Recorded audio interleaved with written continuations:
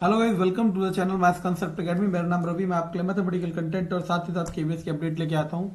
तो कल थोड़ा सा रीजनिंग की क्लास इरेगुलर रह गई और टाइम शेड्यूल फॉलो नहीं हो पाया। मैं उसको बताऊंगा ऐसा क्यों हो पाया। लेकिन अब हम करते हैं आज वाली रीजनिंग क्लास, ठीक है ना। तो आई थिंक ये डेट 24 या 25 है। I think this is date 24 और 25, ओके ना। चलो, हम बहुत आगे जाएंगे इसमें, ठीक है ना। बस अब स्टेशन में वापस जाने का समय हो रहा है, तो बहुत सारी तैयारी करनी पड़ती है। अगर आप जानना चाहते हो कि क्या तैयारी करनी पड़ती है तो आप कमेंट में बताएं, तब हम आपको बताएंगे, अदरवाइज कोई जरूरत नहीं है, ठीक है ना। चलो, तो आज हिंदी में मैंने कहा ना, ये हिंदी और इंग्लिश मात्र लैंग्वेज है। It is only a language, okay ना।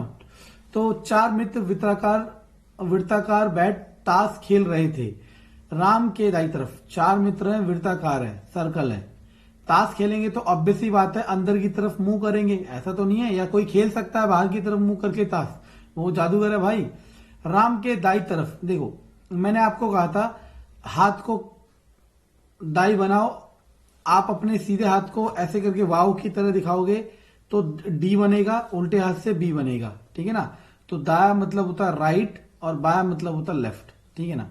तो ऐसे मैंने भी कर रखा है, ठीक है ना। राम के राइट तरफ शंकर बैठे हैं, तो राम जहां भी बैठा है उसके राइट साइड शंकर है। इसके बाद और अरविंद के बाई तरफ गोपाल बैठा है। अरविंद जहां भी बैठा होगा उसके बाई तरफ गोपाल। तो अरविंद को अगर मैं यहां रख देता हूं मान लो, तो अरविंद का ये कौन सा हाथ होगा? सीधा। लेकिन वो कह रहा है उल्टा, तो अरविंद को यहां बैठाओ। तो अरविंद का ये हाथ होगा सीधा, ये हाथ होगा उल्टा। बाया मतलब उल्टा। उल्टा तरफ कौन बैठा है? गोयल। अब क्वेश्चन देखो क्या है। निम्न में से कौन से युगल खेल के भागीदारी है? कौन से भागीदारी है मतलब अड़ोस पड़ोस है? राम अरविंद, गोपाल शंकर, गोपाल और शंकर। ताश मैंने नहीं खेला बाबू। ताश खेलते तो भागीदारी शायद ऐसा होता हो, आमने सामने वाले होते हो। एक मिनट चेक कर लेता हूं। जी आर अरविंद भाई, ताश खेला है तो कोई बताओ। मुझे तो लगता है ताश में भागीदारी पार्टनर वो होते हैं जो आमने सामने होते हैं। मैंने नहीं खेला ताश, लूडो तो खेला है, कैरम तो खेला है, हाँ। तो यही होगा, आमने सामने वाले होंगे। तो आंसर हो गया गोपाल और राम। अपनी प्रतिक्रिया जाहिर करें कृपया। ये क्वेश्चन मैं आपको होमवर्क में देता हूं, आप मुझे बताएंगे इसका क्या आंसर है, ठीक है ना। चलो, ये वाला क्वेश्चन देखो। इस वाले क्वेश्चन में देखो सिंपल सा है। इसका स्क्वायर 4, इसका 25, इसका 36। सबको जोड़ोगे तो कितना आ जाएगा? इतना। इसका स्क्वायर 36, इसका स्क्वायर 64, इसका स्क्वायर 81। सबको जोड़ोगे तो इतना।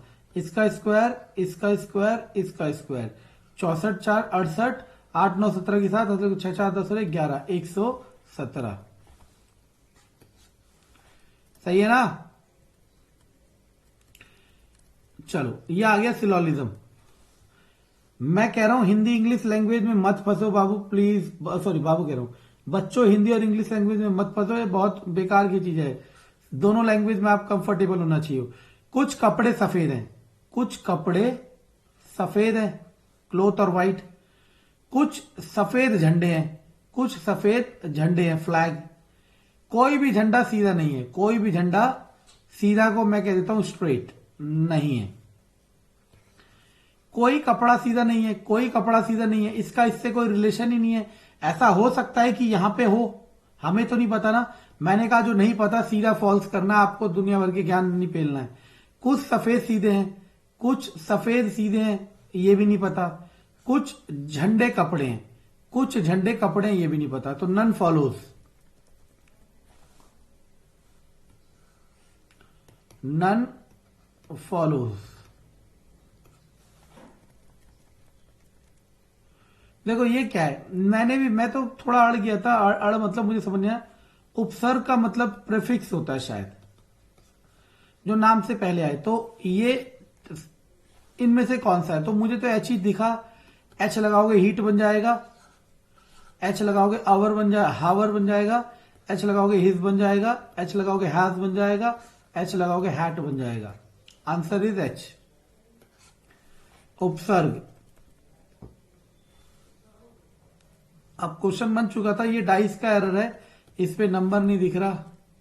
कह रहा है कि कौन सा मानक पासा नहीं है, तो अगर क्वेश्चन सही है तो आंसर थर्ड होगा। क्यों? क्योंकि ऐसा नहीं होता मानक पासे में कि कोई खाली। चलो, आपको गिनना है आयतों की संख्या, कितने रेक्टेंगल है गिनना है, ये भी आपका होमवर्क है। देखते हैं कितने बच्चे मुझे कमेंट में बताते हैं। मेरी जीमेल आईडी जरूर याद रखना, क्योंकि मैं नया हूं इस चीज में, मुझे डर लग रहा है क्या? वैसे डर नहीं लग रहा है यार, वैसा डर लग रहा है कि हो सकता है कि मेरा चैनल बंद करा जाए, ठीक है ना? तो याद रखना, अगर बंद होता है तो मैं इसके थ्रू आपको कम्युनिकेट कर सकते हो। 1 2 3 4 5 6 7 8 9 10 11 12 13 14 15 16 17 18 19, है ना? CCC मान लेता हूं, इस बी को रखता हूं तो BBB, फिर इस ए को रखता हूं AA, फिर इस सी को रखता हूं CCC, BBB AA। सही है। देखो यहां पे 19 थे ना, तो 19 तो बटेंगे नहीं, तो कभी कभी आपको ये लॉजिक भी लगाना चाहिए, अगर रिपीटेंसी हो रही है ना तो आपको ऐसा भी देख लेना चाहिए। 3 4 3 4 3 4,